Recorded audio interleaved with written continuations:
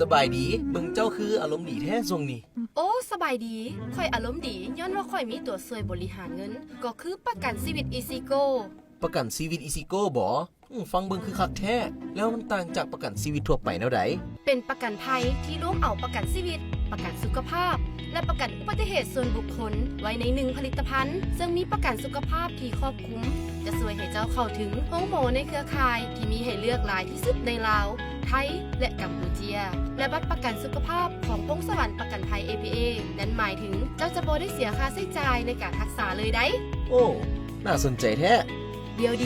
ยังบ่หมดถ้าหากเกิดมีอุบัติเหตุเป็นให้มีการเสียชีวิตหรือพิการถาวรเจ้าจะได้รับเงินชดเชยสูงสุดถึง75ล้านกีบและพงสวรรค์ประกันภัย APA ยังจะต้องจ่ายเงินสูงสุดถึง270ล้านกีบให้กับครอบครัวและลูกของเจ้าอีกด้วยโอ้ได้ความคุ้มครองหลายแบบนี้คือสิแพงหลายเนาะประกันชีวิตอีซิโก้ให้ผลประโยชน์หลายแม่นบ่แต่เจ้าฮู้บ่ว่าพิเศษไปกว่านั้นค่าธรรมเนียมเริ่มต้นเพียง 1,250,000 กีบต่อปีเท่านั้นเป็นราคาที่ประหยัดกว่าซื้อแยกหลายเท่าเลยเด้อที่สำคัญยังมีหาทางเลือกให้เจ้าสามารถเลือกความคุ้มครองได้ตามที่เจ้าต้องการเลย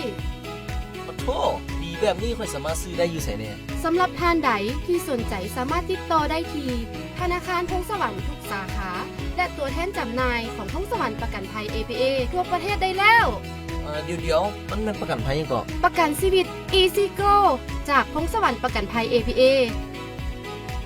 พงสวรรค์ประกันภัย APA ให้ทานหลายกว่าการคุ้มครอง